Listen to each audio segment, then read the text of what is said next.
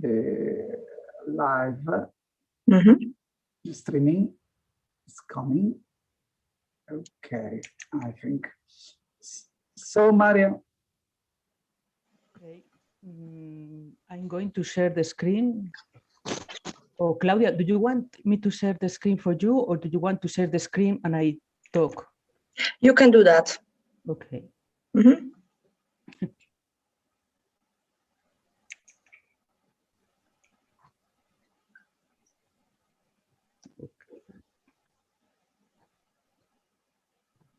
Can you watch? Can you see my screen? Yes, very good. Okay. Okay, as Stefano said, we are going to talk about this interesting topic, and we are going to share this session between Poland, Italy, and Spain partners. This is a short index or about the topics we are going to talk during this session. The first one is about the role of parents and families in children's development. Then the importance of the relationship between teachers and parents, and also how schools can engage parents in preventing this phenomenon we are talking about, that is bullying. Then there are some warning signs that can be helpful for being detected in advance in order to take action as soon as possible, and also some tips or strategies for helping parents on preventing their children from becoming either a victim or a bully and aggression. Okay, I cannot go forward. I don't know why. Sorry.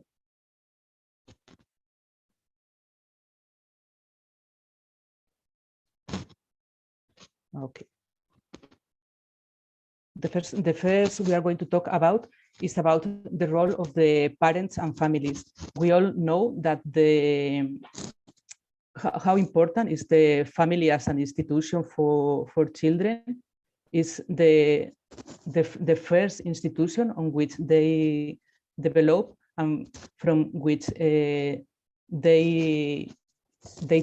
take first strategies for socialization, and also the place that shapes either their personality, and also it has the biggest influence on every aspect of children's life. So when we are talking about bullying, is a key involving the family in any prevention, detention or intervention program. And talking about programs, you remember from the other sessions that the phenomenon is complex. It's not only about the bully and the victim, but it includes there is a systemic process in the relationships between all the context, the family, the school, the neighborhood, even all the environment. And by including parents in preventing programs,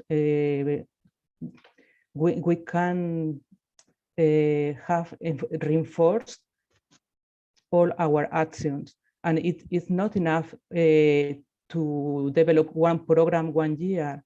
Research said that if we want to involve and have results of involving parents in preventing bullying, it's important to have these programs at least once a year for parents, for children, for teachers, for all the people involved on this problem. And in these programs, the parents can share their experience and also learn or have a support in other parents and also in the school context for developing healthy relationships between parents and children, because they are a model. They are the ones to which the children spend most of their time, and children learn from the model, so they later will emulate what they are seeing in the relationship with their families. Many times it's not always like this, but it's a very important institution to be be aware in this phenomena. Then it also happens that, as we talked in previous sessions, this bullying starts in the very early ages, and sometimes the reason children don't understand the reason why they are behaving as they are doing, but they are only following how they feel. But it doesn't mean we don't have to intervene. For instance, there are children that think that screaming or pushing other or something like that can get the things they need or they want. And it's not like that. If nobody said or tell them this is not the way to achieve things or to express their feelings, and they do not have another way to do it, they will think it's okay doing like this. So in the very early ages, the earlier we start, the earlier this behavior or this initial bullying will finish. So it's very important. The family is very important always, but in the very early ages is key for not having the problem bigger. And I give the word to Claudia. Thank you, Marianne. As Marianne said, the educational process in its fullest form should rely on the cooperation of teachers, parents, and students.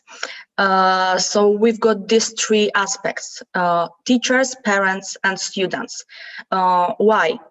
Children spend a lot of time at home where they learn attitudes, behaviors, and values.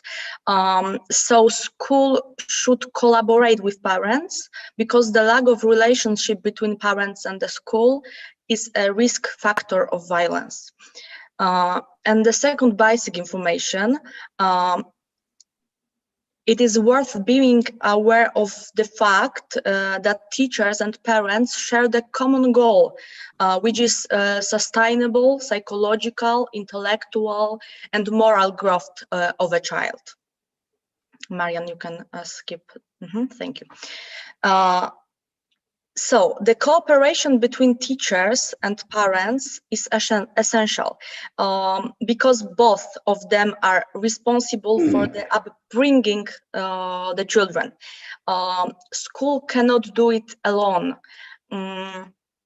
This is very important to achieve consistency in the behavior of teachers and parents towards children. They should follow the same rules and the same values. The knowledge about the expectation of each other is also very helpful. It is good to know what parents want from teachers and what kind of help teachers want from parents. Also, efficient prevention of addiction needs collaboration between parents and school. The school should engage parents in preventing actions. The good example of such action is organizing a meeting about bullying or addiction problem among teenagers, and spread leaflets about that among parents, where they could find information on how to recognize addiction, how to prevent it, and where they should go for help, some phone numbers and such things. Parents can also help school in its organizational problems. Organizational problems. Moreover, parents' opinions can help teachers improve their teaching methods. Parents are also very important source of information about children and their educational and behavioral problems, because they spend a lot of time with their children. So the contact between teachers and parents is really crucial. Parents can also help in many school issues, because they work in different professions and they can share their skills and knowledge with teachers. So we should remember about that also as a teachers. Next slide, please, Marianne.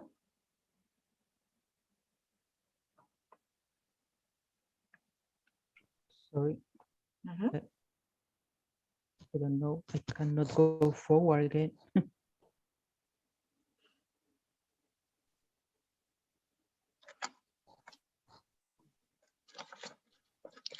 Yes, and here's the table. Thank you. That shows that there is a lot of ways how the school can engage parents in the school life. These actions can be divided into these three parts, main areas: information, education, and intervention. In the informational part, we can find periodic parents-teachers meetings, which are very common in every school. Of course, there are some rules that help make these meetings meaningful, like respect to each other, giving the voice to every parent, and such things. Also, the possibility to meet with school specialists is very important. Parents can have questions and doubts, and they do not know where to find answers.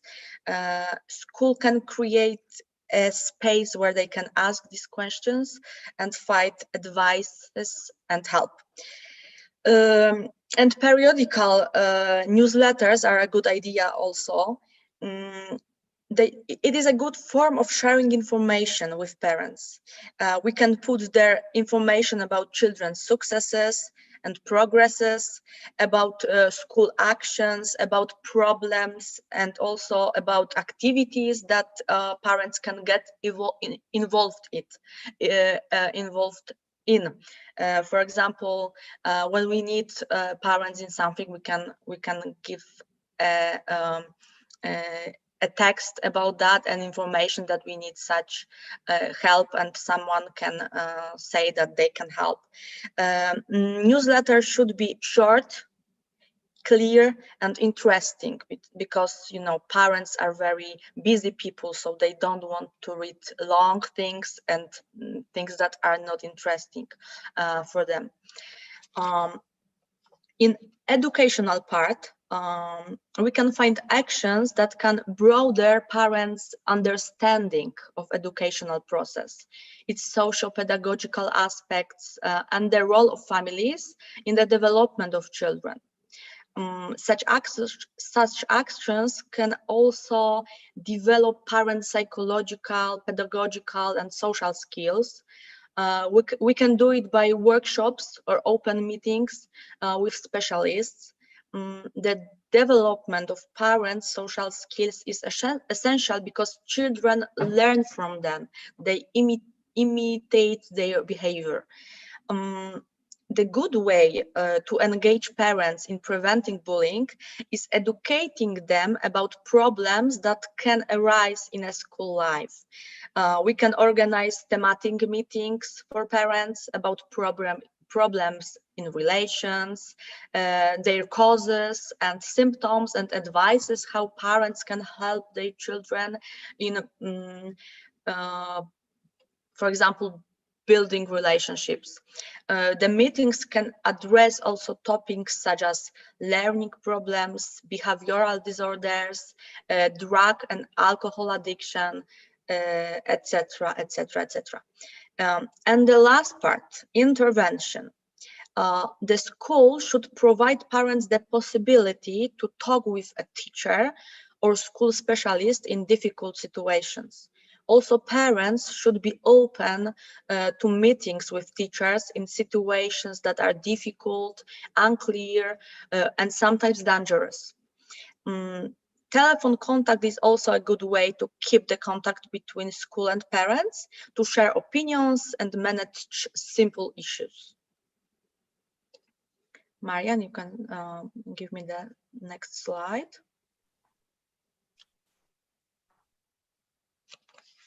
Today is very slowly, sorry. Time to rethink these issues. No, I don't know what is happening.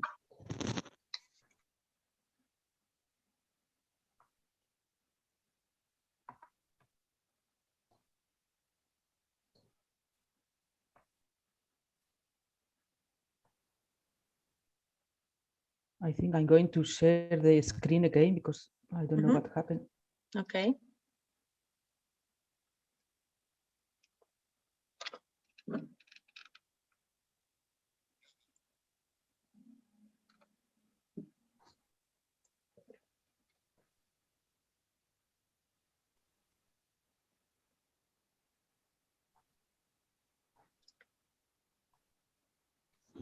Oh, yes, we can see it. So now I will present some useful tips that can help make the relationship with parents more meaningful. The first one, try to create a space to conversation with parents. Do not talk to them in the school corridor. Find a quiet place if possible.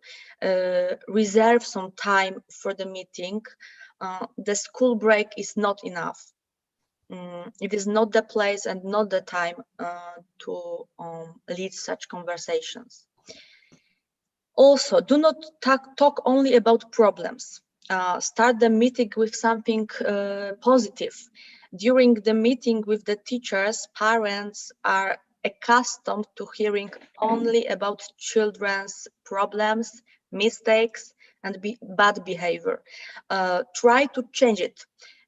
Show them that you care about their child, that you see every small progress and you appreciate it. It's very important for parents to hear that their children are appreciated and that are in progress. Also, let parents express their opinions, their fears, their doubts, their opinions about the learning process, the relations in the class, the causes of problem and ideas, how to manage them, can help you understand the problem and find appropriate solutions.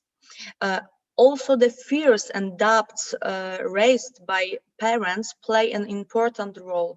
Fears can show you that something goes wrong and maybe you should rethink something. Of course, sometimes the fears are unfounded, but it is also very important to explain it to parents and calm them down. Try to listen carefully, parents. Show that parents' opinions are very important to you and that you respect their point of view, even if you don't agree with it. Remember that parents know their children best, so their cooperation can really help. Try also to propose solutions. Marian, can you give me the next slide, please?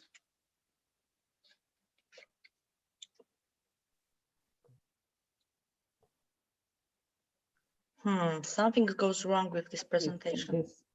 Maybe if you want to try to. I'll do it me then. Okay, I don't know what's happening. Sorry. Don't worry. Stop sharing. I will do it me. I'm just checking one question. Where are we now? Okay, I think we are here. Let me share the screen. Okay, let me start from presentation. Okay, is this one? Yes, nine, okay. So try to propose solutions, encourage parents to share their opinions. Maybe they will give you ideas that you didn't think of. Show that you want their engagement and that you appreciate their cooperation. Explain parents how important is their role in educational process and the multi-level development of their child and how important is consistency between parents and teachers. The word consistency is very essential here. Children need to have clear rules that don't change when they go back home from school. And create an atmosphere of openness and trust. parents really needs it, and I think we also as teachers also needs it. Let parents tell about their fears, needs, and expectations. Answer their questions with patience and do not criticize them. Tell them about your doubts and fears. Show them you treat your job seriously. You really want to help the child and children you educate. Stefano, please give me the next slide. Something black is on the right down side of the screen. Yeah, it's your face. I don't see your face. My face, okay. I can reduce it. Okay. Thank you. and here I've got a little, maybe not a workshop, but a tip how to prepare a leaflet. To prepare a leaflet that will be interesting for parents, try to provide only the most important information, not to overwhelm the leaflet. The text there should be short and clear. As I said before, people have no time to read long texts and things that are sophisticated, so it should be as clear as possible. Try to give it an interesting form. I try to do it here. Maybe it is not perfect, but you can use colors, you can use bold or such things, some pictures to make it to keep the attention of parents. In the topic is about some problem, you can add the addresses of institutions where the parents can find help. It's very important because sometimes parents don't know where to go, when to call, when to find answers, and just ask questions. So it's very important to do that. Please, the next slide. And here is the example of the leaflet. It's in Polish, but that does never mind, because I just wanted to show you how such a leaflet should look like. It should be colorful, it should be clear, as you see. It should always have title to keep the attention of people.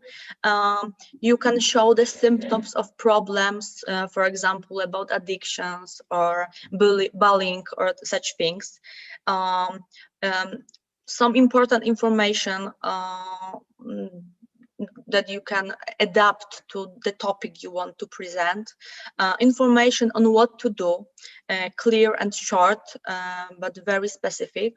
And as I told before, useful phone numbers and addresses to the institutions that can help. This is very, very important. Next slide, please. This is the part of Marian. Yes, this is some fundamental information. Many times when the bullying starts, the situation is invisible for all the people around the child or the children. And there are three main indicators or three main visible behaviors that can give the warning message to the families, and they are the isolation of the children. That means that the child tends to search to be alone, not to have a lot of relations, or not to communicate a lot, tends to the isolation, when before it was not the usual behavior. And this is related with the second indicator, that is that family can see a change of character. It can be a big change or only little changes that make the family think something is happening. It's said that even if the child is not saying nothing, over the days, the family is the first place, the father or the mother, where they are the first person that start to have the intuition that something is happening. and be aware of this character change is a clue, and it can be an important element to be aware to intervene as soon as possible. And then it can also happen that the situation makes the child feel so a big anxiety that at the end the bullying gets disclosure. So the child will tell the parents directly what is happening. So in this, these are the three main indicators. We can provide families to be aware if they suspect, or to be aware to control in their children. And the second point is an interesting topic.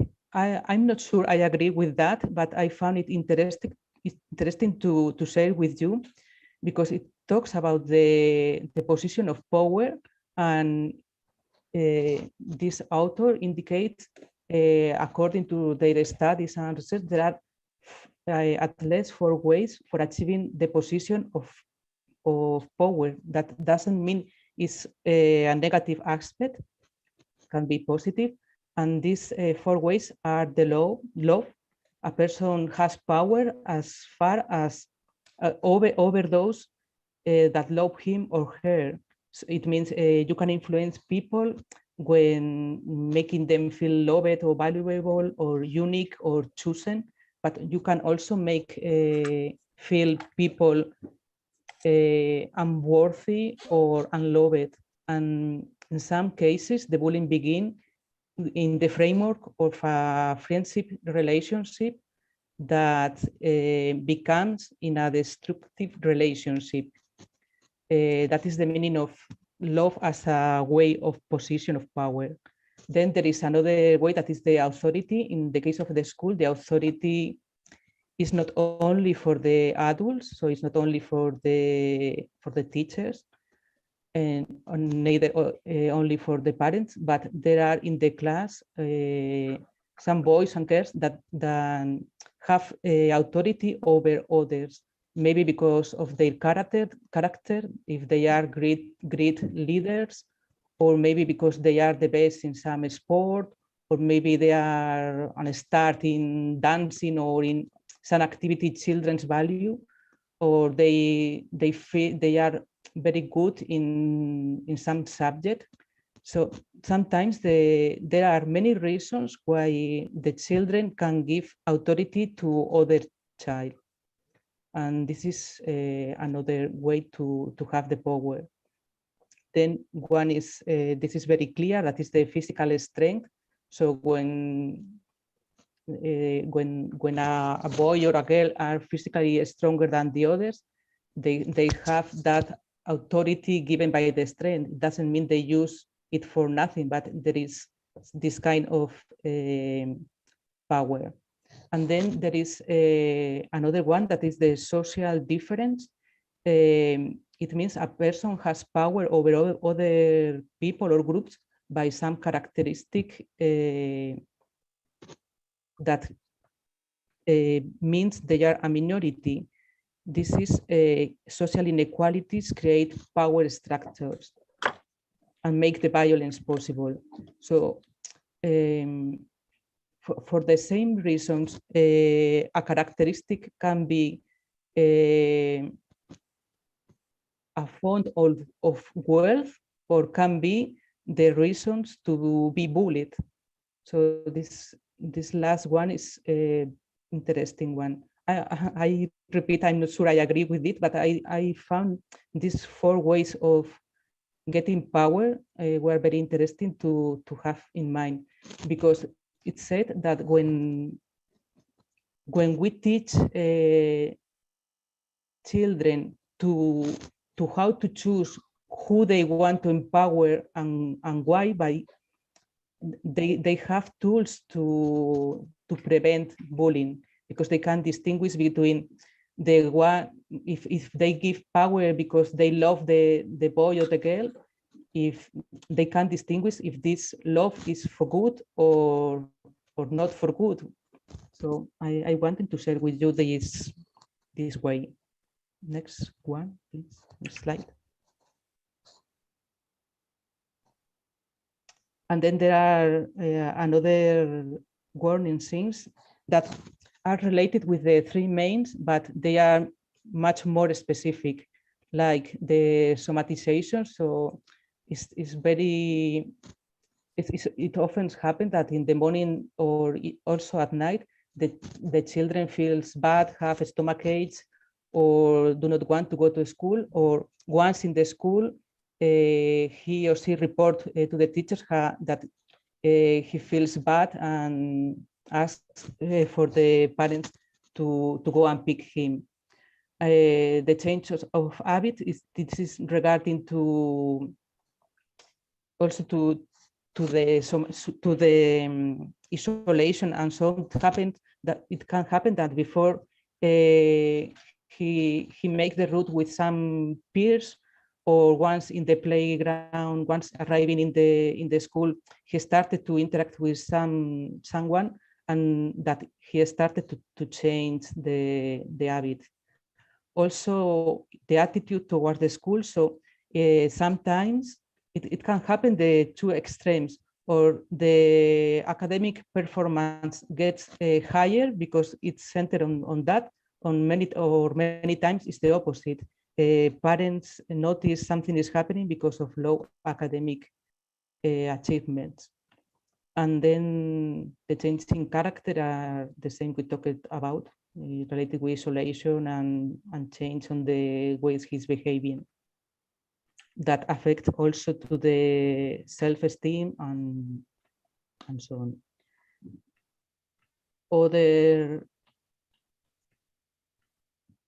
warning signs are the change in the, this is in some way an habit on if they feel hungry or not. Sometimes they have the anxiety goes to the stomach, so it can happen that something changes in how he feels about eating or not.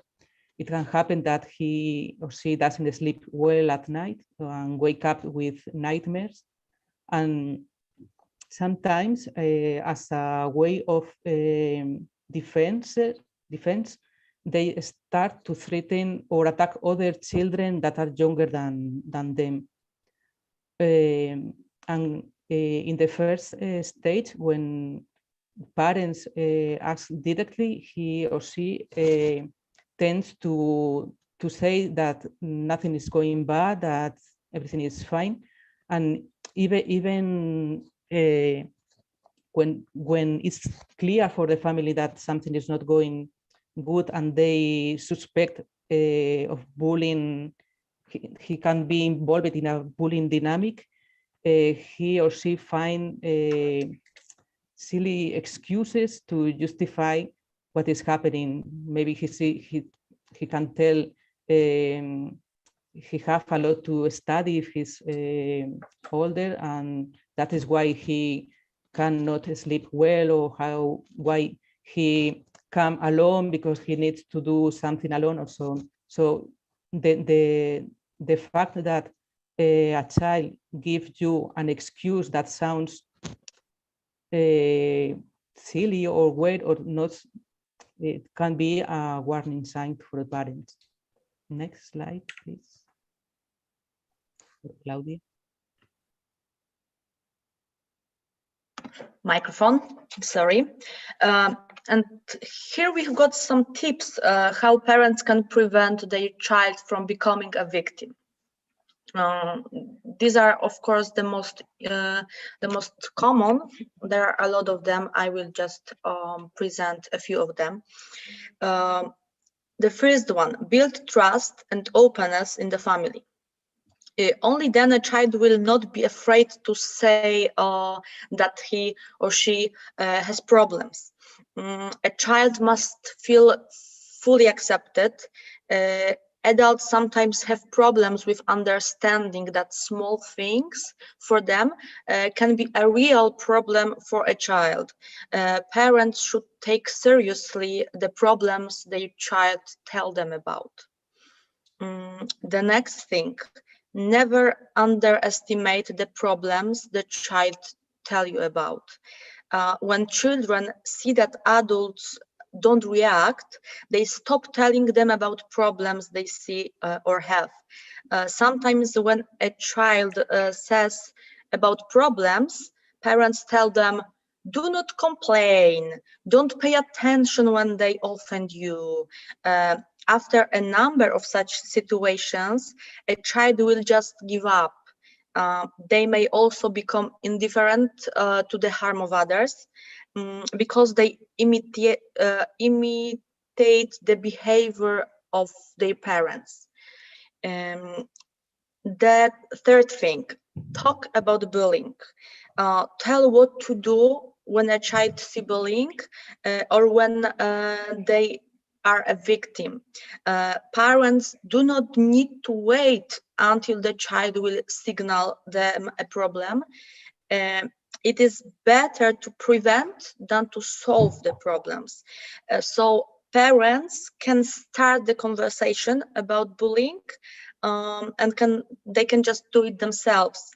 They can tell a child what are the examples of bullying, physical and psychological, and that a child should always tell when seeing such behavior at school, even if the aggressor used threats.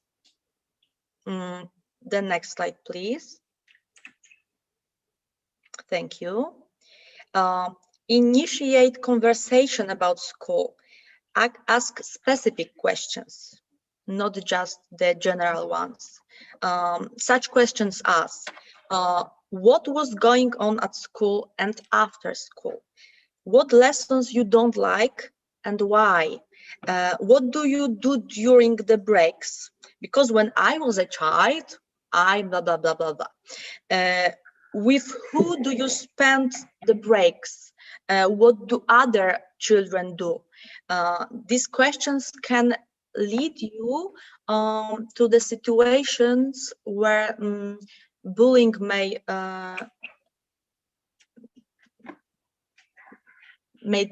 touch your children. So these conversations are not pointless. They are very important to know the dynamic of school life of your child. The next one, make sure that the child has relationships with peers. Then the child will not be so lonely and defenseless. Invite your child's colleagues from school to your home, spend time with them, talk about these colleagues with your child, ask questions about feeling of your child towards these children and other children. Then next thing, build the child's assertiveness. It will help them not to be a passive victim or observer. And the question is how to build assertiveness. Let the child express their opinion. Let them take decisions, even if it will be small decisions. Let them take these decisions. Teach them independence in small matters. For example, making order in the restaurant, saying kindly but firmly that they don't like something, at such things. Next slide, please. Thank you. And the last tip here, stay alert. When a child is sad or worried, parents should investigate the causes. React when you notice something worrying. Ask teachers, other parents, other children. Don't stay quiet. And we as teachers, we should know that we can pass this information, pass on this information to parents.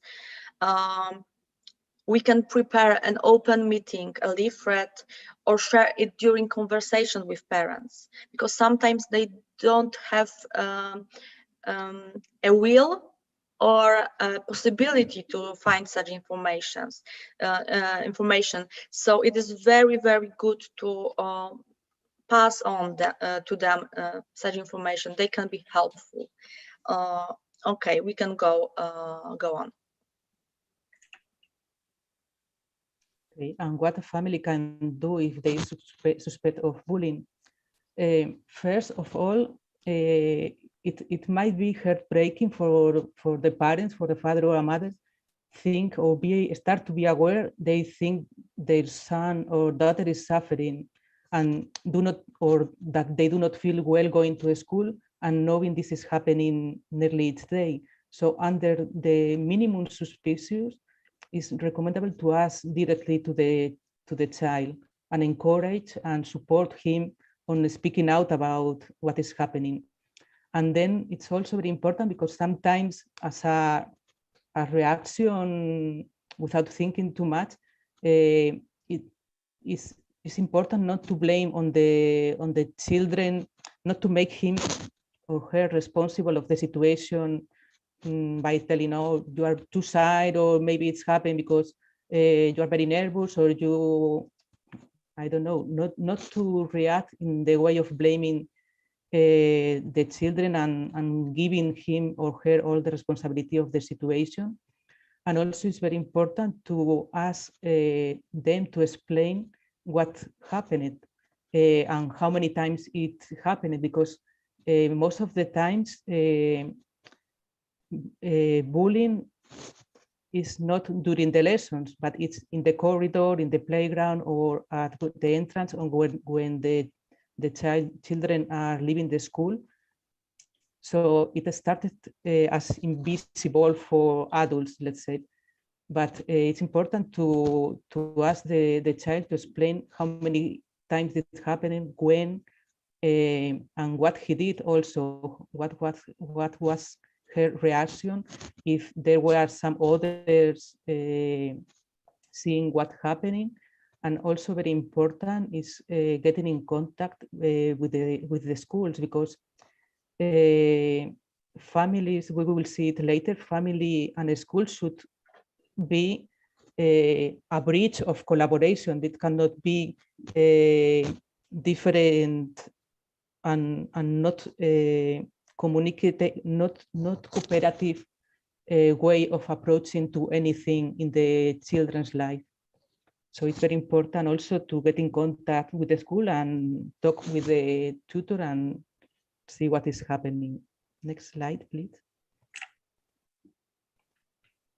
And the same, if you are a father or a mother and think your child can be acting as a bully, the first is not to blame you as a parent, because many times the actions of the children are not related with, or are not the reflection of what the parents are trying to instill in the children at home. So it's not to blame to the parents themselves. So react calmly again, and as again, it's the same behavior than with when you think the children is bullied. Is asking directly what is happening and asking why he's behaving like that, because and also be aware that he feel beloved. He has to have clear that the behavior is not acceptable, so it's completely unacceptable and it's not right. But it's also important that the child feel support and beloved, and that have the idea that he has to stop doing like that, and he is going to have help for changing. And also important to get in contact with the school. The next one, please. That is going a bit in deep with the children, because maybe he's worried about something, or trying to make him feel how he would feel if something happened to him like that, and also teaching him ways of expressing their feelings or solving conflict. And as we said, talk to the tutor and to the teachers, explain everything, taking also the information of what they if they observe something at the school, and agree on actions. So again, it's working together towards the same point. Next one.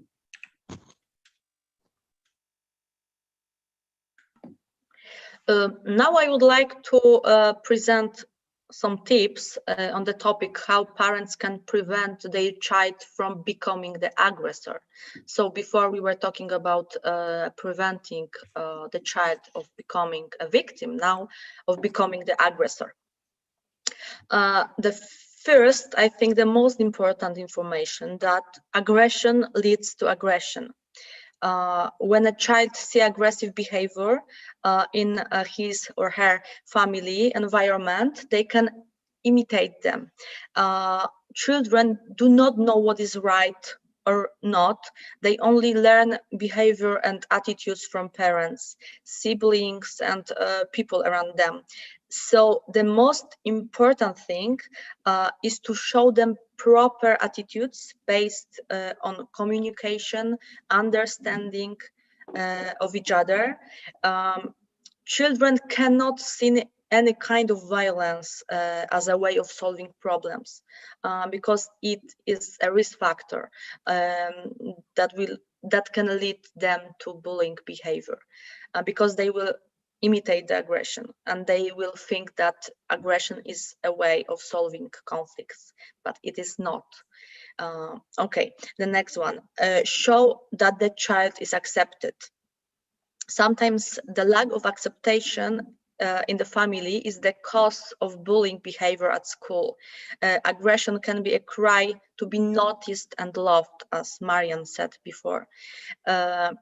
Also teach the child how to discharge his anger safely. Show the negative emotions are normal, but we do not need to hurt others or ourselves to deal with them. Show the techniques of controlling anger and release the anger. For example, tearing the paper, drawing down the emotions, using colorful pencils, hitting the pillow, and such things. Next slide, please. Thank you. Set clear rules and boundaries. For example, time to go back home, not skipping lessons, help with households. Rules and boundaries teach discipline and show that parents do not allow arbitrariness.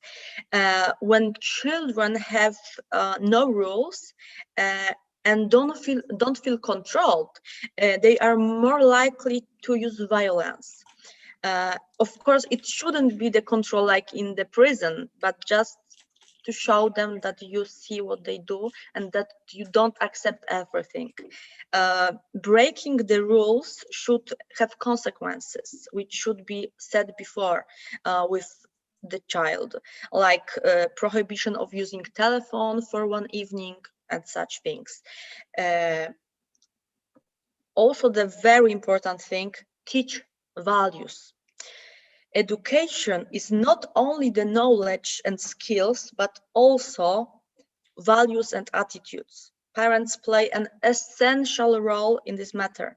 They can show what is right and what is wrong, what types of behavior are unaccepted and why.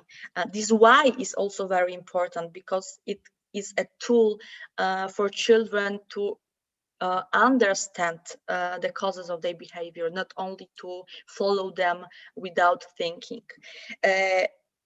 Parents can also teach the respect to other people and explain that the violence is not a good and accepted way of solving conflicts. And the last tip, close cooperation with school. We said it many times today, but it's very important. When a teacher tells about inappropriate behavior of the child, parents shouldn't ignore it or argue with a teacher, but try to find the causes of such behavior, sincerely talk to the child, and if needed, use penalties for bad behavior. Yeah, that's all from me. Marian, over to you. This is for refreshing. We are refreshing it all the time, that the only way to prevent and combat bullying is cooperation between all those that are involved in the school, teachers, parents, students, and that stressing our involvement and the involvement of the family in the school. It will be clue not only for creating a safe school environment, but also for creating community, not only community to prevent bullying, but also community for education, for educate. Next one, please. And this is called the circle of victimization. And it is about when a child has been exposed to a bullying situation, and in the warning signs, you will notice that there is not a big difference between be a bully and being bullied. Of course, there are differences psychologically in the suffering and so on, but it is very important to break in some way. It doesn't matter which part you can break on this circle. It is important to break it in order to start to make it disappear, the situation of victimization.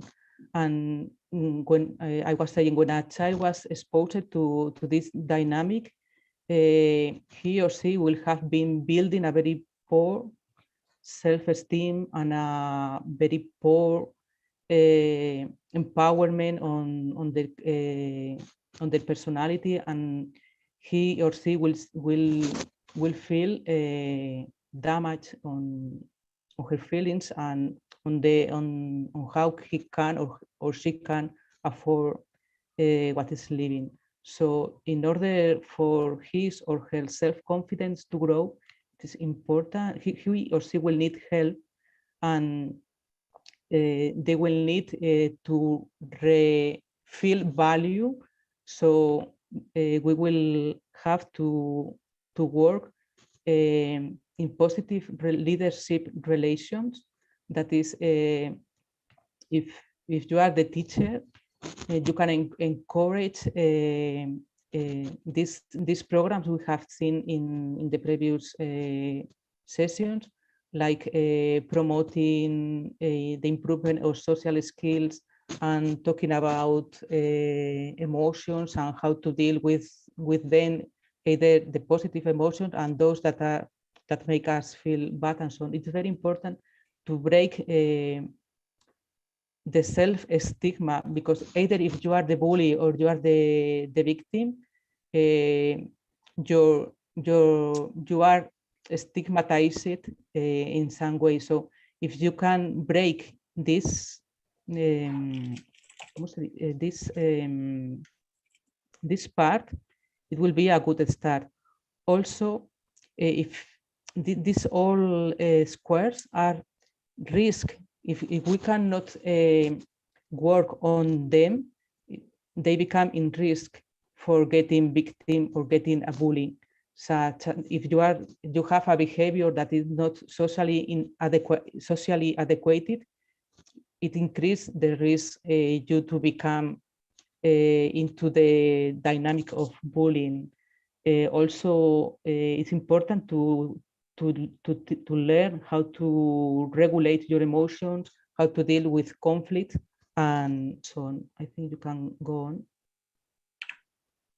So the proposal with this project, I think, is, and what make it different from other prevention programs, is that prevention programs often place the point into finishing the negative behaviors, and our proposal would be teaching on prosocial behaviors that will empower the children to develop kindness and collaboration and empathy between them, and also compassion, and to be able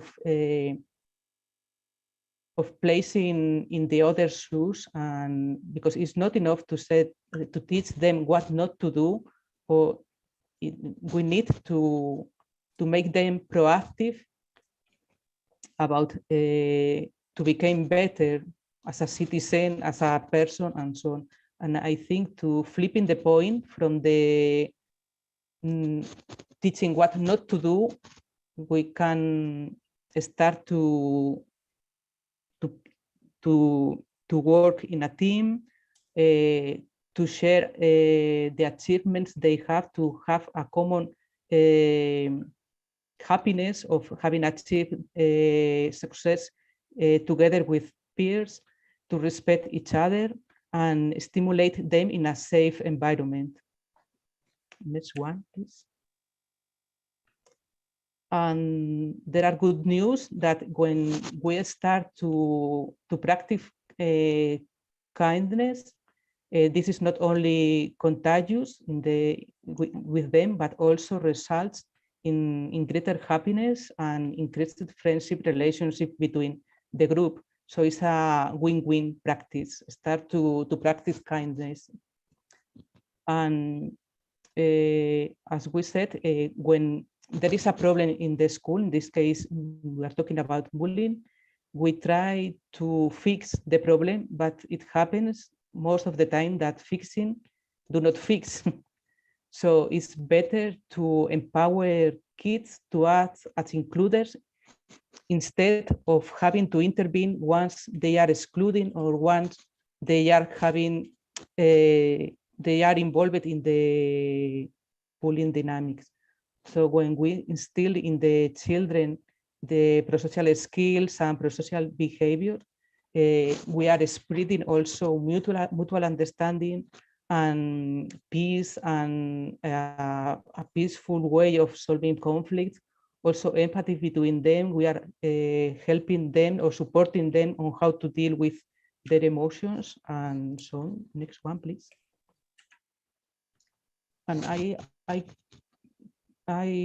titled this Scanning the Playland, but if you watch or see the image detailed, these are some reasons why children can be bullied, but it's not about this on this image. Is that when we can teach our child to scan the room or the playground or the playland, to search who he thinks or she thinks that will need a friend, and we teach them to go close to that person, we are also offering them strategies of detecting problematic or situation that can be developed into risk situation.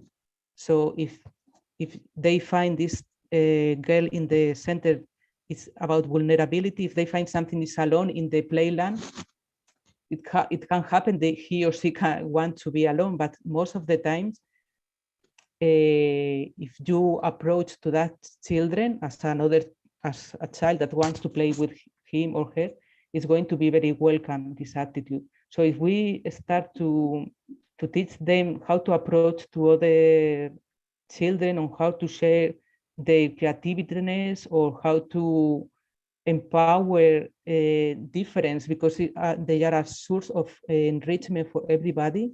If we teach them how to scan the panorama, it's a good strategy for them to reflect about it. Also, if they are bystanders, they will have some strategies to detect situations before they go into more important problems.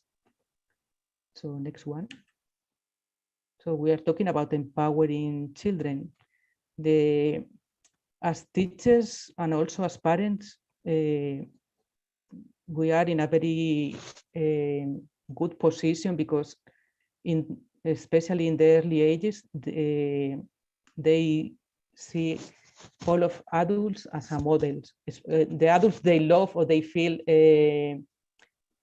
attached to, they tend to learn by modeling. So if they see that we are listening and empathizing, they will also tend to repeat that behaviors.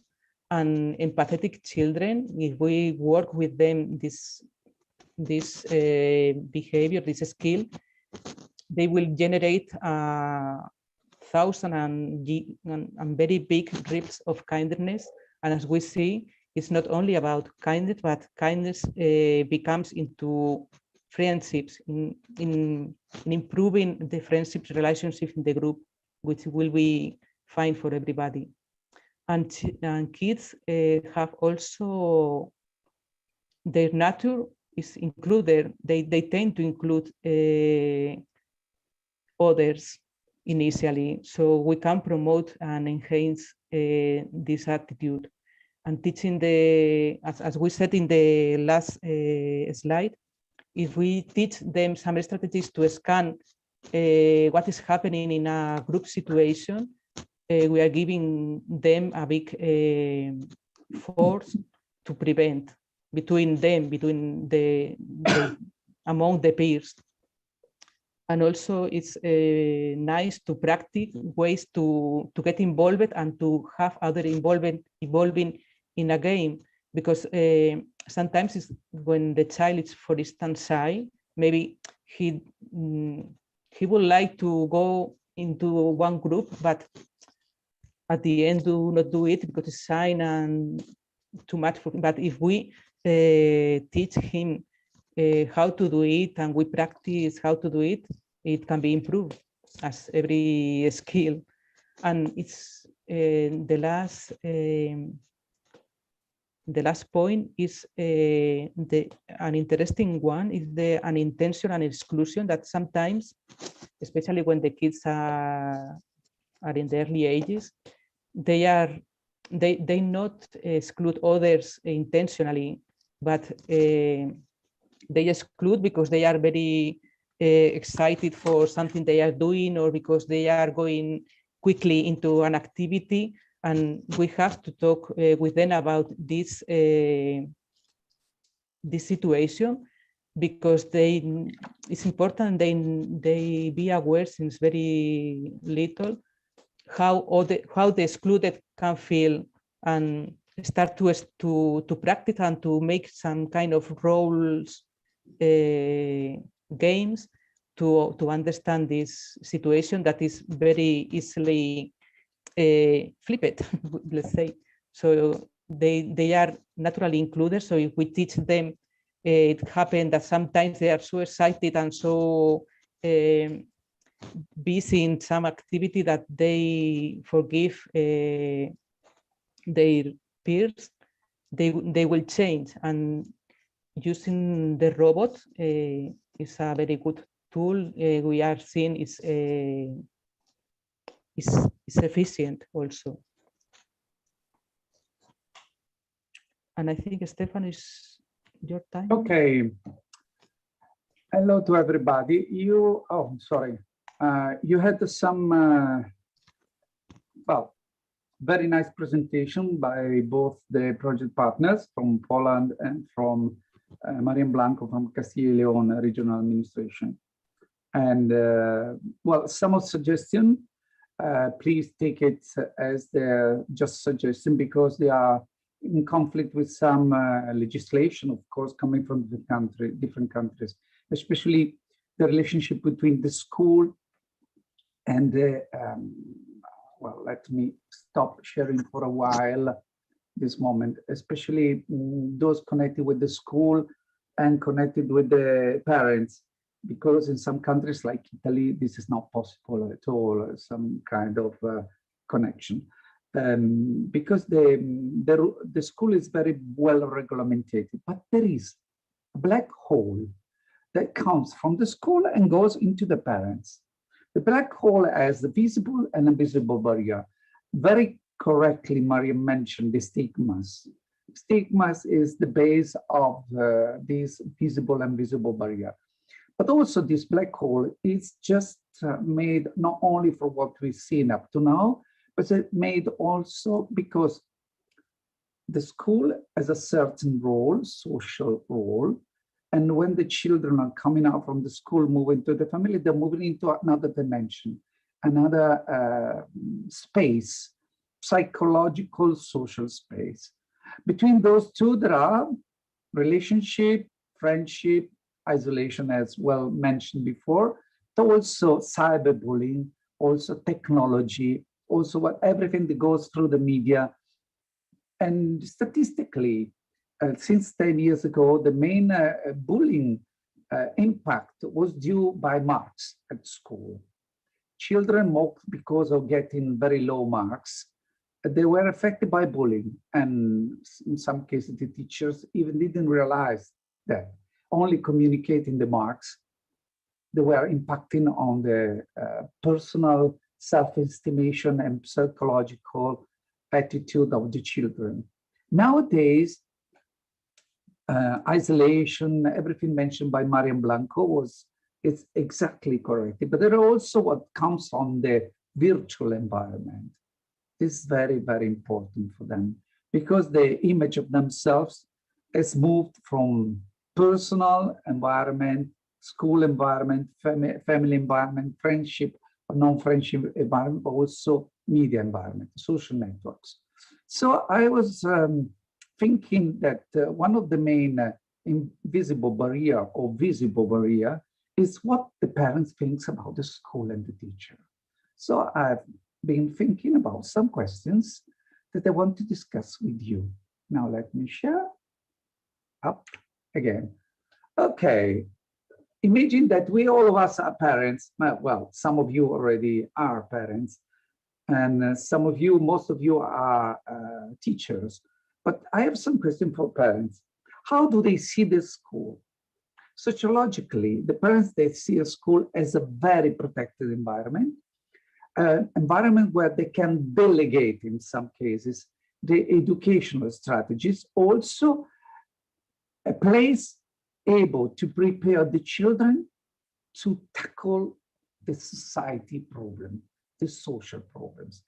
It means not only educational or skill learning attitude, but also their own personal problems.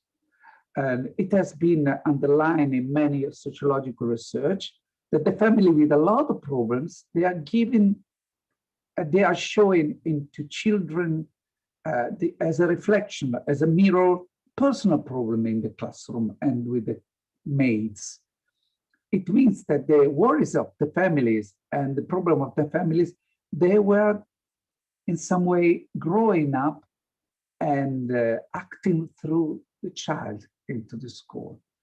This is some cases, but on the other cases, families' worries are focused on the school, as a school being able to solve every social possible problem. This is it's a very big burden and a huge responsibility of the school in parents' mind without understanding what really school is.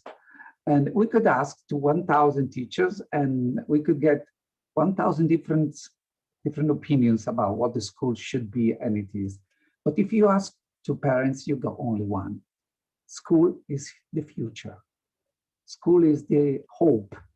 School is imagination of what the future for their children is.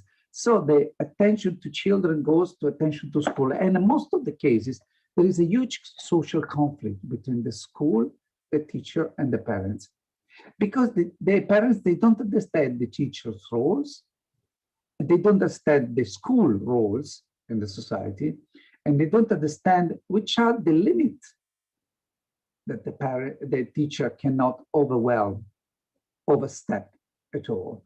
So bullying, is it a school problem, a personal psychological problem, educational problem, or family problem, or only just a social problem? It's all. But the school limit is that when it's finished school, they have to stop. They cannot intervene into the social sphere. They cannot intervene into the family sphere. They can give suggestions.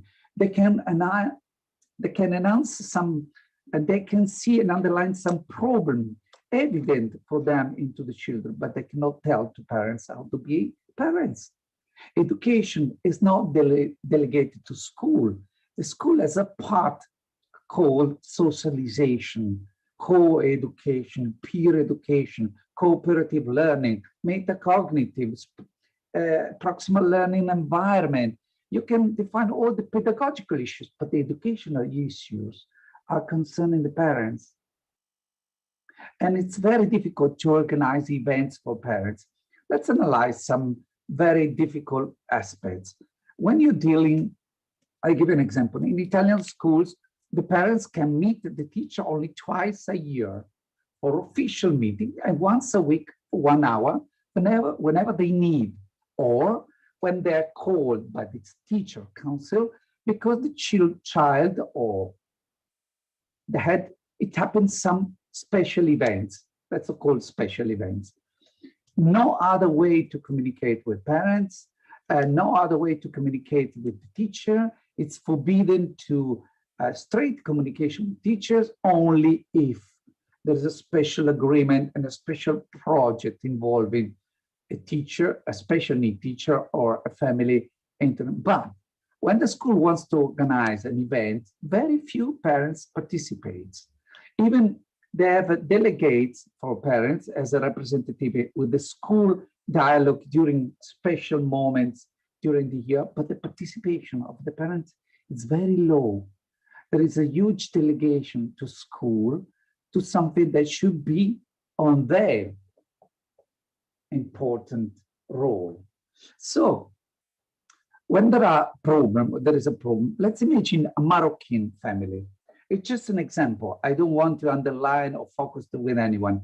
But in Moroccan culture, even the brother of the children, when they are 13 or 14, are considered men. So they delegate them to go to teachers' meeting once a year, the most important moments. And this is very difficult because what can understand a teenager about education? Why they do it? Because they delegate. They're coming from other cultures. They totally delegate the school to all the problems, but they don't face the problem at all. And this is a big problem because the conjunction between school and family is very important. It can cover the black hole due to from the time outside the school, but also the time on social media, which is becoming bigger and bigger nowadays. So the parents never understood and never asked themselves which are the limits of the school. The limits of the schools are very clear defined. They are defined by legislation, and a teacher cannot overstep those limits. He cannot intervene in the family affairs. He cannot interfere in educational affairs. School is not a place to complete the education. It is supporting educational field to families. So it's very important to train the families, know how to behave with children, but which are the limits of the schools, because otherwise they will accuse the school for any possible problem dealing with a social difficulty like bullying. And this is one of the main problems of bullying, because the family delegating, they don't pay attention to children's attitude, those attitudes that Marian Blanco underlined very clearly before. And this is a problem. In some countries, there is a special attention by parents to children because they have a further development of pedagogy and relationship with the school. I imagine Turkey, for example, where the family can go even into the school and can assist to lesson and participate to lesson, which is forbidden in Italy and other European countries. So, but they have other problems on the other side because family are judging the school without understanding the learning processes. So, what do they will improve in the school? In some cases, it has been underlined in many sociological research, that they always think about the school to be improved, but they don't think about themselves. There is a demonstrated research by PISA analysis survey that a family with a news magazine or a book on the table increase a lot the learning attitude of the children. The dialogue, the reading together, the discussion, staying together, sharing time, playing together, allows to the family not only to pass some learning attitude, but also some educational aspects. The first example for children are the parents, not the school. So they're always looking for improve the school with technology, with space, reducing number of children, and teachers' attitude. They're very important but they don't look at themselves. And this is another aspect that has to be tackled if we want that really the school works in communication with the family.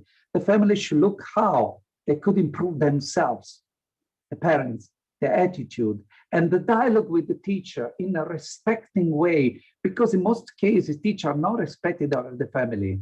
Nowadays, we assist for some political issues that I don't want to mention now, but they are very dangerous. And they look at the school and the teacher as the main responsible for all the social problems, without considering which are the limits of the teacher and the schools. Because the teacher and the schools have to deal with pedagogy, have to deal to learn an environment, to learn an attitude, to create a happy space where they can develop their own creativity, I mean the children. But outside the school, there's a black hole. The biggest hole is outside. Every teacher is committed to control and check and really understand, because most of the teachers are very empathic by professional attitude with children. But outside, what's happening outside? From the school gate to entering the family. This is something that should be really tackled in an appropriate way. That's why it would be nice to have even robotic versus bullying, to have a family and parents involved into this process and to play with them and analyzing the results. So another aspect I found during my researches as a sociologist is which power should have a teacher? I mean, during the years, 50, 60 years ago, the teachers was like God, had the power even for physical punishment, for exclusion from the classroom, from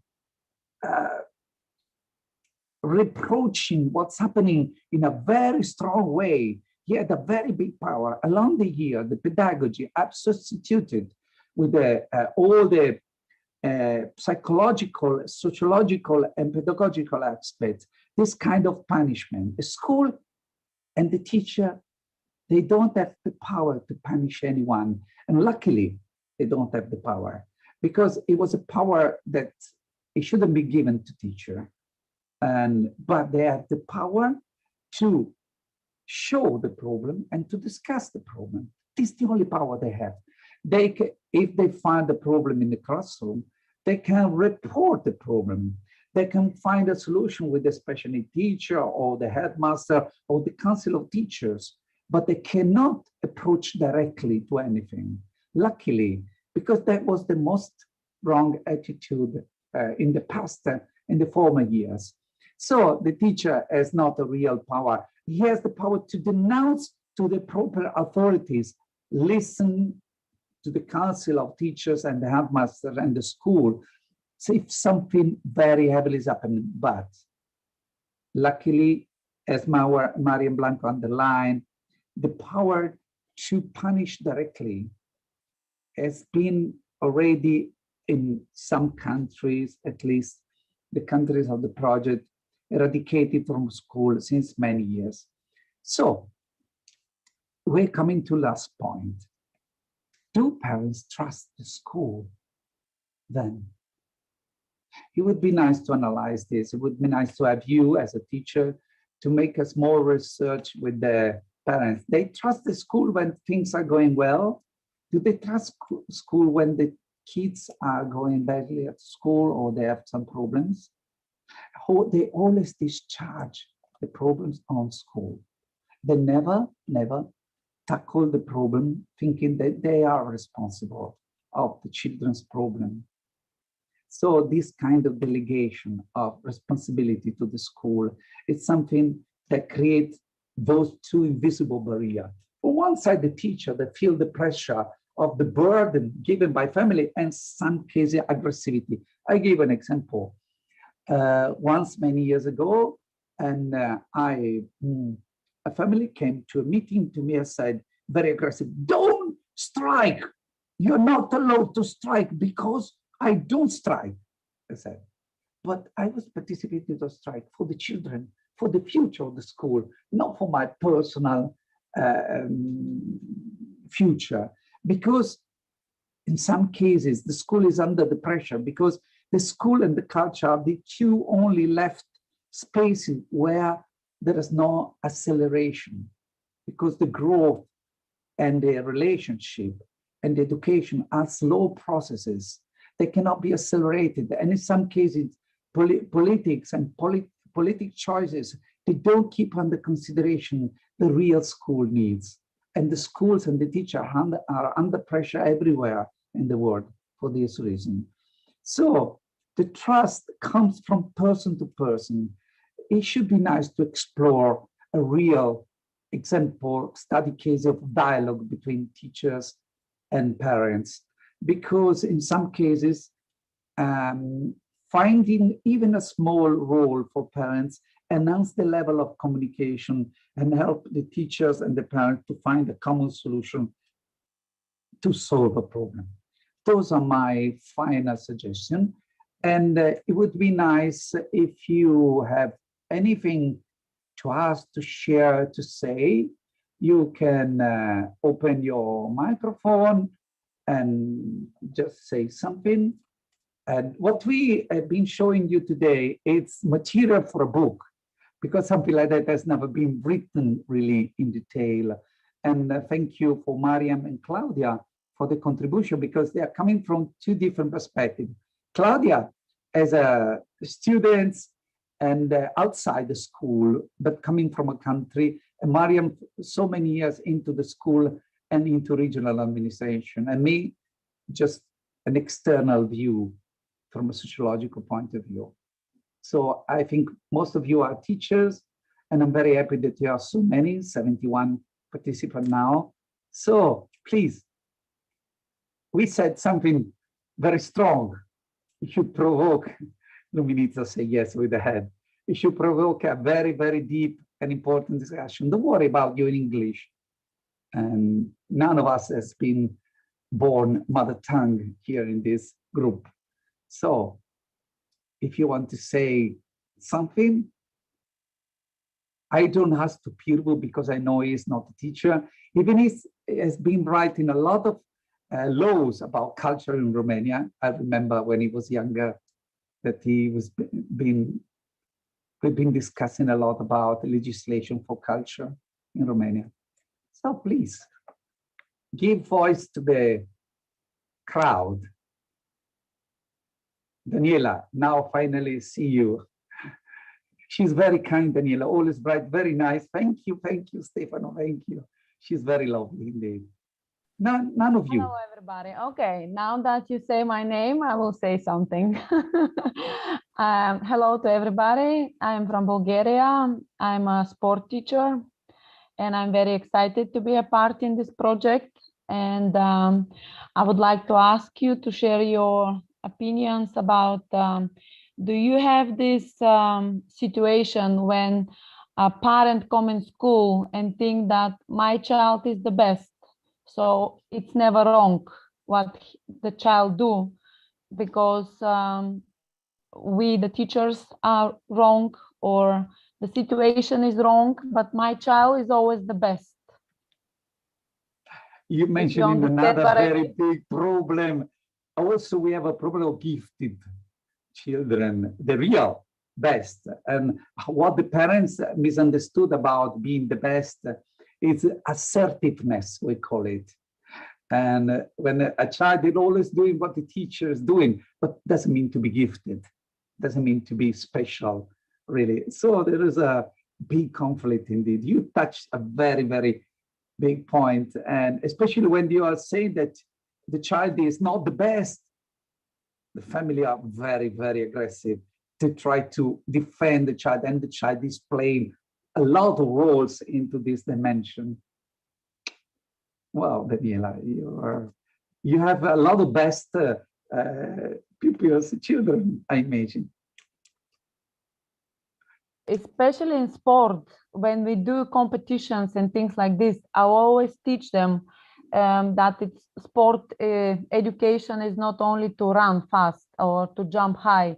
It's about fair play, to help each other, to when, especially with first class, when one team lose and they starting to ha ha ha, you lose, we win. So we talk about the bullying also. This is bullying, exactly. It is. So it's very obvious. The kids they cannot pretend, but sometimes they're really cruel, you know, in being to the other that lose. So I'm very happy to be in this project. Yeah, we are trying to, there have been a lot of projects and a lot of strategies to fight against bullying, but very few about preventing. What we try to do is to put some seeds into your perspective, observation, and that could be developed. Claudia mentioned a lot of things that could be done with the family. And those are very important, because if we start in the early childhood to create this environment, if we start with children to make them thinking about, working about what bullying is, they getting aware. And as Mariam Blanco mentioned very well before, when they are aware of something, they don't do it. We had a lot of experiences in the robotics with small Clementoni robots, and with a child called Andrea. It's not the real name, of course. Andrea in primary school, the first year, 6 degrees. And he was very aggressive because he wanted a role all the time. He wanted to be first, to be the best. And without realizing it, he was really killing everyone's attitude. And the more he was isolating because of his behavior, because there was also isolation for behavior, the more he was becoming aggressive because he wanted to have a role with the other. So with robotics and sharing the task of playing the robots, slowly by slowly, he dismounted completely his strong, let's call not aggressive, but strong attitude, asking for attention, asking for love, to compensate something that was coming from family environment, of course. So the game, it's a good strategy, as you mentioned directly, and not only for fair play, I think for team game, it's very important, especially if you're having sport. Team games are, everyone who is playing sport knows the team game. If you don't play for the team, you lose. Look at Ronaldo, the best champion, came to Italy to play, and the football is not winning, the football team. Why? Because everyone plays for himself. There is individualism, envy, and those attitudes are killing even the pleasure to play, even the pleasure to look at it. So education is also to share pleasure, to share, let's call the ball, the robot, to see and to reach a common goal, which is not only winning in society, but just to be happy together. That's pro-social values. This is why this project is into a main network called pro-social value. It's very interesting, Daniela. Thank you for your suggestion. I have no doubt from you, indeed. Stefano, can I say something? Iglica. Oh, another Bulgarian representative. Now Daniela will be more supported by Iglica. Hi, Mariam, Claudia, and all together. It is very interesting situation which Daniela started, and also it's a continuation of the lecture for Mariam and Claudia, and also yours. And would like to add a little bit value to this. If you are ready to share the ideas, more ideas, it will be nice. But actually, what is the problem in this situation, and what is the skills that the teachers has to reach? The teacher has to reach. So the first point of view, yes, I'm going to another side. I'm not administrative, you know, I'm going to practical one. And the the teacher has to have a skill, at first to show the process, not the result. And when going to the dialogue with parents, it will be nice if the teacher can explain to them that the most important thing in collaboration actually is a process, not the result. And when we are saying that somebody is the best one, we are looking on the result. So we measure it. But actually the important thing is to go to the development, and it will be the nice, it is the point that parent will say, yes, I would like to. So the stress will going lower, and the power of teacher, let's say the authority, the understanding, the collaboration between parents and teacher will be going to the balanced way. So the skills of the teacher is look to the processes, to development, to understanding, to sharing, and to the supported dialogue, not to the results with the parents and results with the children. No measuring, just development. Not risk, just the pleasure of learning. I think so. What do you think? Absolutely agree. How can I disagree with you, Iglika? No, Iglika is one of the greatest pedagogists I ever met in my life. So absolutely agree. And the process, it's everything indeed, Yes, because you can guess everything from the process. You can even guess the learning difficulties. You can overcome learning difficulties looking at the process. And it's a way in Italian school since 1 year, and in primary school, there is no marks anymore. There is just a summative evaluation, because in order to look at the process instead of looking at the results. And we had 10 years of marks, because a minister decided to look at the evaluation and the results. And luckily we came back to the past. That was also coming from our Montessori and pedagogy, of course. Very interesting, very interesting. And the teacher should have a lot of gifts. They should choose this profession for not only competencies, but for attitudes. Competence, you can build up the attitudes. No, it could be a vocation. Teaches something that is, and they shouldn't be so low paid indeed all over the world. Because if they are a pillar of the society, we don't understand why they are very low paid indeed. That's another question that is very important. That should be really mentioned all the time, because they should be provided by every possible tool and environment, and degrees, the number of students per teacher. It's very important, but also they should be allowed to live a proper life with satisfaction, and happy to dedicate their energy to children for a future society. That's really important. Thank you, Glika. It's another point.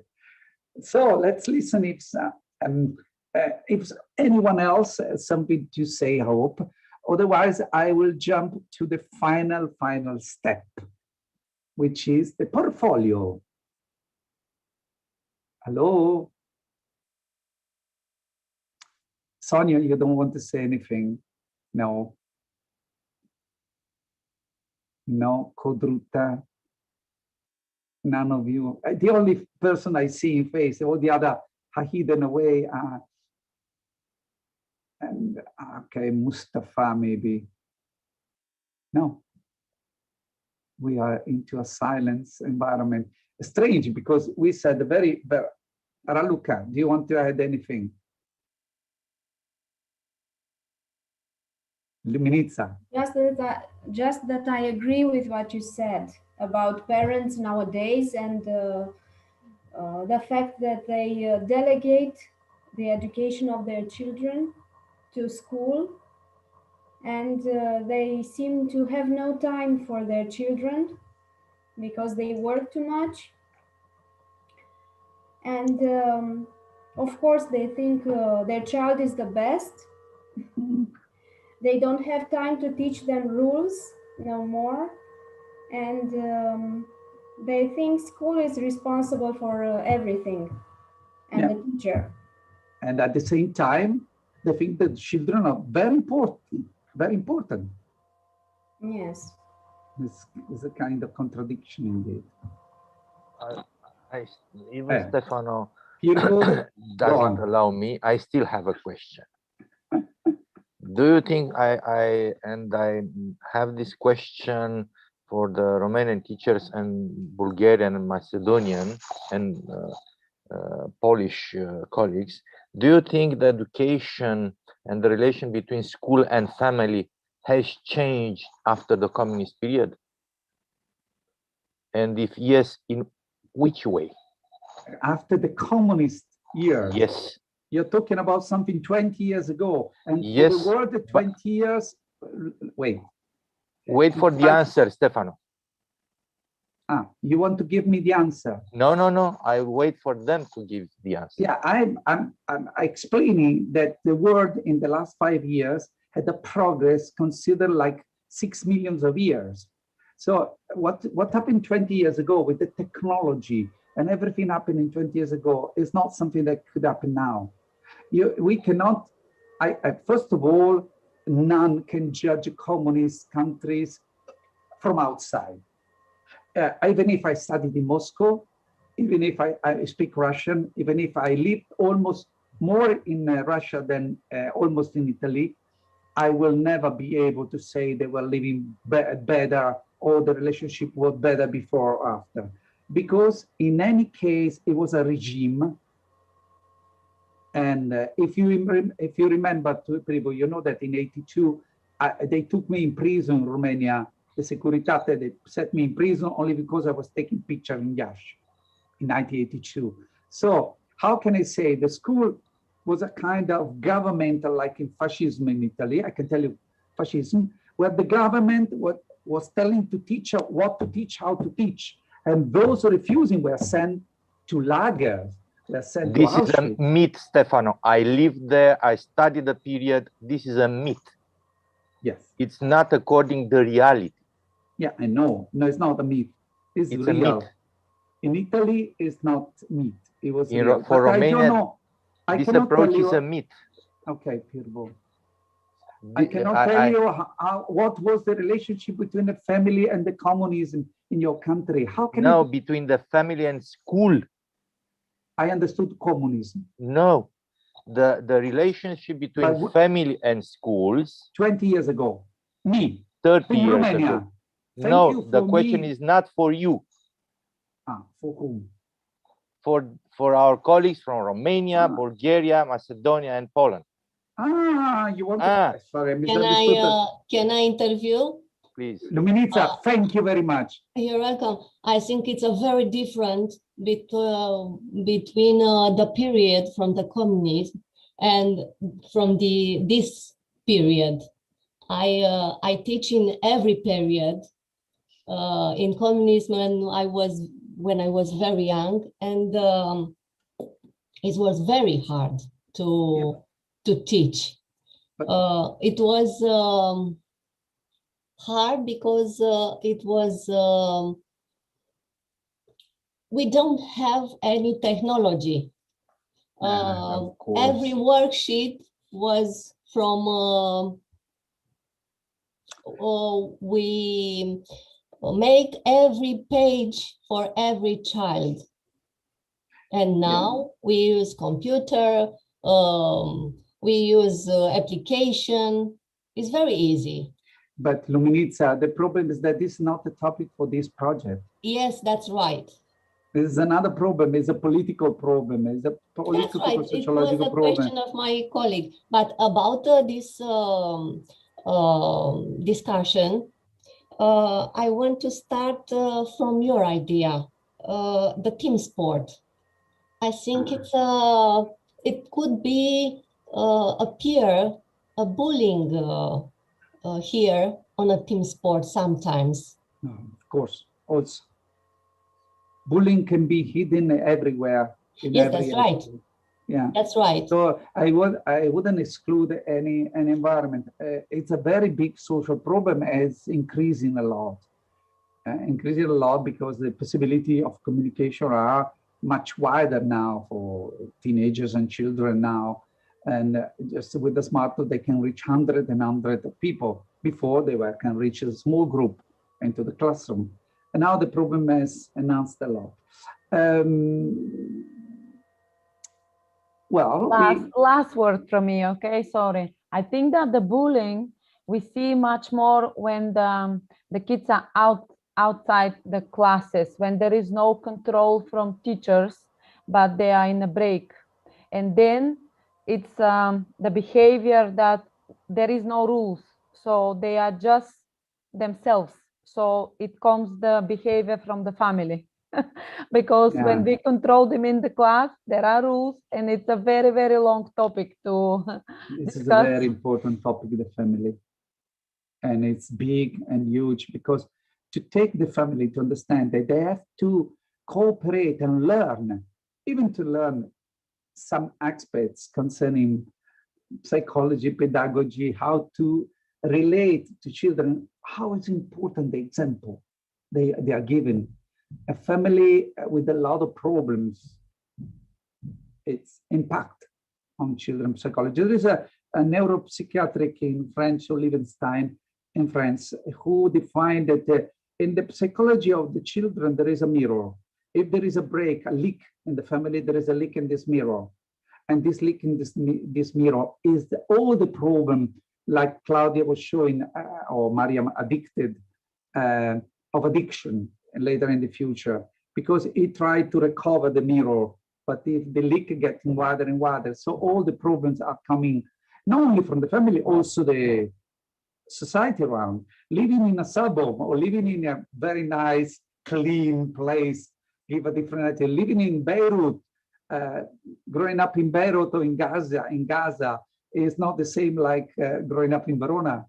And it's and also the quantity of money given, the independence given to children in some cases can be a problem, because they should be delivered with the kind of growing up responsibility and accompanying the children towards a kind of social role, understanding the impact of it. There are so many psychological aspects that we will not explore all of them here, of course. No, thank you anyway. I want to talk now, before closing, we got just 50 minutes, of a real problem that we have. None of you have filled up the portfolio. So let me share about the portfolio and tell you something. Here is it, the portfolio link. You remember, ubuvirtual.ubu.es. This is very important, the portfolio, because if you don't fill the portfolio, we cannot give you the credit at the end. And the portfolio, it's your impression, your ideas about the courses. So there are links to every meeting, presentation, module 1, introduction to robotics, module 2, module 3, video, and so on. And we have only one person who added something, Paola Raponi from Italy. But something. So this is you see what I see, because she's Italian and I see what she's I put producing. also on mine. I don't see it because you're not Italian, of course. But please, here are the link, the presentation, explore everything, and please PDF and edit and make your opinion, introduce yourself, everything that you think is important. Okay? I don't agree. I presented myself, and my colleague Luminita has. But I don't see it. I don't see it. Daniela, I see only Italians. But I don't see Daniela. I see if I can see. Daniela, you're from Bulgaria? No, yes. I'm Octavia from Romania. Romania. Let's see Romania, if I can see Romania. Romania. There, Octavia. Octavia. Margherescu. Da. Yes. Okay. this is your portfolio. Okay, you did it. Very nice indeed. Okay, some of you did it, of course, and it's not evident. Some of not. Oh, Not thank you very- entirely. Not entirely, but you continue because we need to see the progresses. I will, I Yeah. promise. Yeah, okay. All the video are already uploaded, and even this one in the video streaming. So you can make your consideration about every video. And also, please feel free to suggest us something. And now you will see the next meeting. You will see the platform, the robot. We will start, I hope, first of all, to play in reality with them. And you will see our games, what we have prepared for you. And we hope that you will give us suggestions and you invent your own strategies. That could be nice.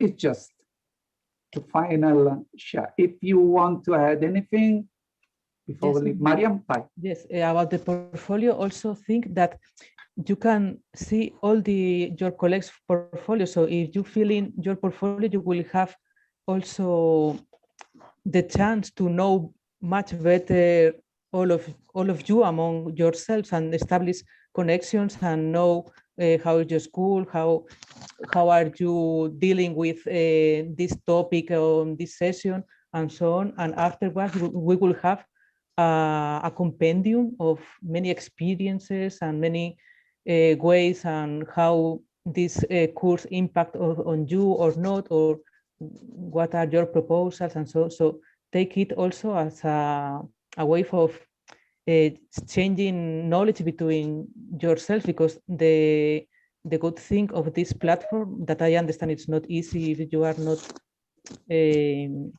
used to that, is that you can have a look to all your colleagues' portfolios and take knowledge of them also. So it's Thank you, Maria. Hello. Okay, I have to mute something.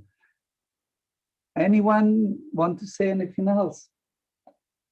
We have a lot of, can you turn off the webcam for a while, just to see who is really present, who is not?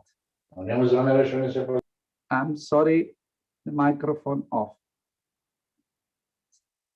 Okay, okay. Wow, Jose, nice to see you. From Portugal, our friends. Elika? Hi, Stefano. How are you? I'm okay, thank you. I'm here, I'm listening, but I'm doing I know. other things. Now I know. But you have the fortune to have always the full room of people.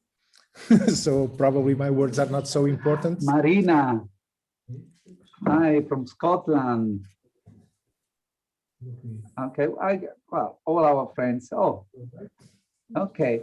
So I hope one day we will meet in the real training course, project training course, and in different countries.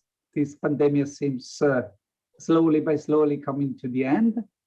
So, and especially in Bulgaria, I know in Bulgaria they are celebrating the freedom from, I'm joking, and they are in the darkest lockdown. They're telling me, don't come to Sofia. You die even thinking about it. Okay, I hope they will vaccinate everyone and we will be easy for teachers to meet again. We need to meet in person indeed. Noelia, nice to see you. So many years. Okay. Hello, everybody. Hello. And okay, let's meet the next time for continuing this training course. Thank you to everyone. You know the website, you know the streaming. And I close the streaming now.